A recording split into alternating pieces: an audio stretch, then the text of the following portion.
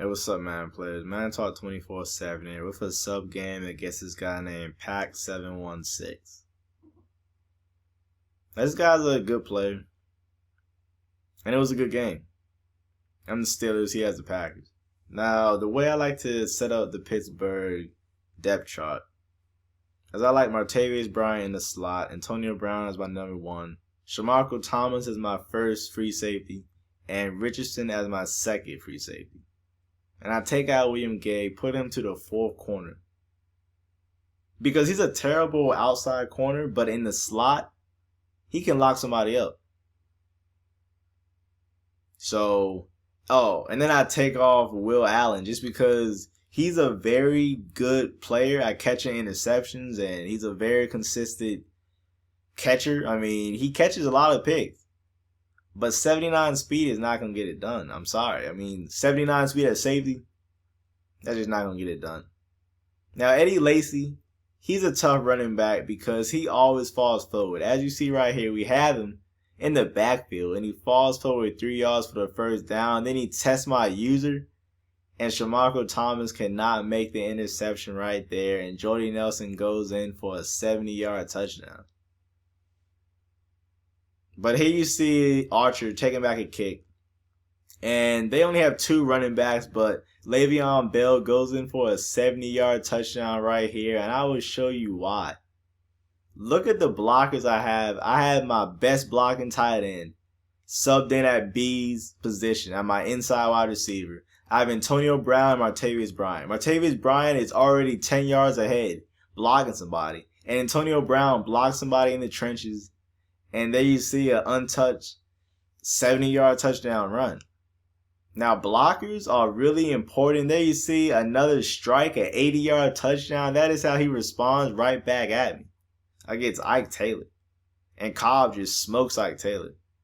I don't think he's that fast, but what do I know? The Steelers, they only have 2 running backs, and that's definitely a problem for me right now. Only having 2 running backs, and I have been struggling in short yardage. But look at how I throw this pass. I throw it just as he passed the linebacker. So the linebacker cannot make a play and the safety cannot make a play. So I pass it in between both of them. And as you see right here, this is just not going to get it done. That was an ugly drop back. I dropped back way too far and I waited way too long. And that's why he threw a duck like that. But here you see Antonio Brown, a nice little post route. And on 4th and 1, I motion inside Brown so that if anyone goes near where he is, he's going to block him. So the guy usering, if he would have went to the outside, Antonio Brown would have picked him up. Instead, my offensive lineman picked him up, and we going for the 4th and 1 conversion. But here you see right here, I call a halfback dive just because his line was spread out, and I knew I would get at least 2 or 3 yards. 4th and 1. What am I about to do right here? And I call a halfback blast, and Le'Veon Bell cannot get in. And see, that's why only having 2 running backs has hurt me so much. Because Le'Veon Bell usually would have broke that tackle right there and fell forward. But since he's getting so many carries, he's tired. He's not at full energy and he can't get those, yards that he normally gets.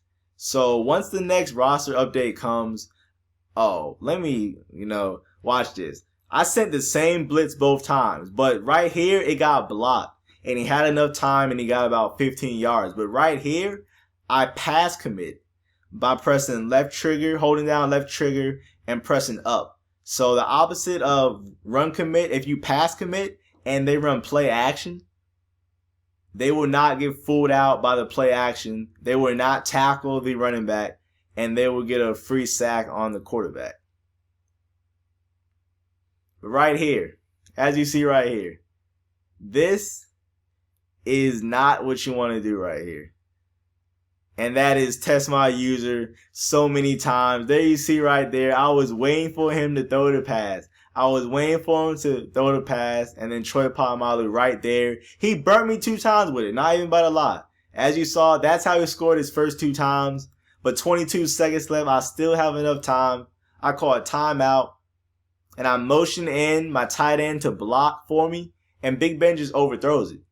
But that is definitely something I like doing, and motion in my blocker so that he can block. But right here, I did an awful job at it, and I got sacked. I got sacked right there. So what I started doing now is I started motion him inside, and I would slide protect to the left. So I'd slide protect to the left just so it gives me extra time. You know, if a guy gets free on my left side, I have to throw into the left side to throw the pass. So I like to take care of my left side so that I have that extra half second, and you know, it proved crucial. We were able to go in for a touchdown right before the half. But that's what I like to do though.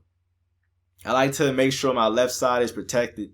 So I motion in my tight end that I had it lined up at wide receiver so he would block better, and I slid protect to the left side. So if anybody came free, I would hope my running back would get him since he's lined up on my right. He did it. Didn't matter though, and we got the throw off, and we were able to go down and score. But right here, I motioned Palmer across the formation. Palmer is my best blocking tight end, and I'm running strong power. And I motion him over, and he seals the edge perfectly, and we run in for a touchdown. That is something I will be breaking down more and more, and that is motioning your motioning your tight ends, your wide receivers, because it really makes a big difference. It really makes a big difference having that extra blocker. But right here, this is why I like playing this style of defense, because I can come up and hit stick, drag routes, or crossing routes just like that.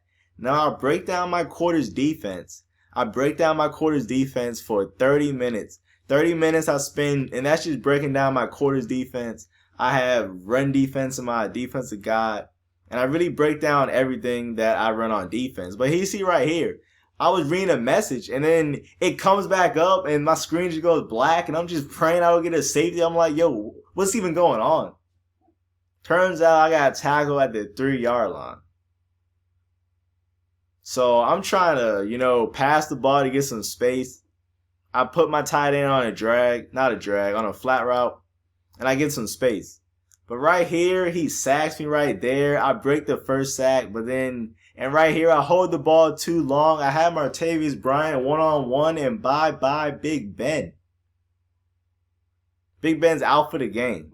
So I'm playing terrible. But here you see the run defense, 11 rushes, 45 yards. I just played a dude. I think Marshawn Lynch had maybe 23 rushes for 56. Something like that. I've really been locking people up. There you see right here, this is just lock up man defense. He has nobody open, but where's the pass rush? Oh my goodness, where's the pass rush? And he has all day, and he's able to get a completion. I don't know where my pass rush that game was. Now I'm mad. I'm trying to, you know, I'm just mad right now. I'm trying to strip him. I don't even want to tackle. And he goes in for a touchdown. So we're down 9 points. Archer trying to get something done. He has 98 speed, but only 60-something carries. So I'm motioning my my tight end lined up at wide receiver. Gives me enough time. And whoa, that's not Big Ben. That's Landry Jones. That's Landry Jones, man. He's a monster. You know, I don't even be caring if Big Ben gets hurt because I know this guy's a monster. But I flip my play. Then I hike throw it. Palmer puts it on the money. No, Jones gives it to Palmer on the money. And then we go in for a touchdown. But the reason I flip the play is because it matters. You know, it's small stuff like that I break down in my offensive guide and in my defensive guide. You know, you wouldn't think that flipping your play would have such a big difference on a play, but it really matters, and those are the type of things that I like to show because they really matter. And when you run it correctly, then you see with the run defense, man, my run defense definitely out here. I have 2 purples right now because I don't think he's going to run the ball. So I have 2 purples out there, nobody open, and look at that heat. Oh my goodness, look at that heat. I don't know how he got free right there, but he did. That's all that matters. So we hold him to a field goal. And here I am with Landry Jones, man. I'm confident that I have enough time. I'm confident I can make a play. So here we go. He sends the heat, but I put Archer on a crossing route, and he has 98 speed. He has 98 speed against the blitz. The blitz did not get there in time. I call a halfback counter and we go. We just walk in untouched for another touchdown. I saw he had all his dudes lined up. And that's just terrible. What am I doing right there? I should have called a halfback dive or a fullback dive. Instead, I ran a halfback blast when he had no one in the middle of the field. That's terrible. I've been struggling with short yards without Blunt. I'm not even about to lie. And there you see right there, he gets in the field goal range at the very last second and kicks the game-winning field goal. So thanks for watching. Hope you enjoyed this game. Be sure to check out my offensive guide in the description and my defensive guide in the description. They're both on sale for Black Friday at $15 each.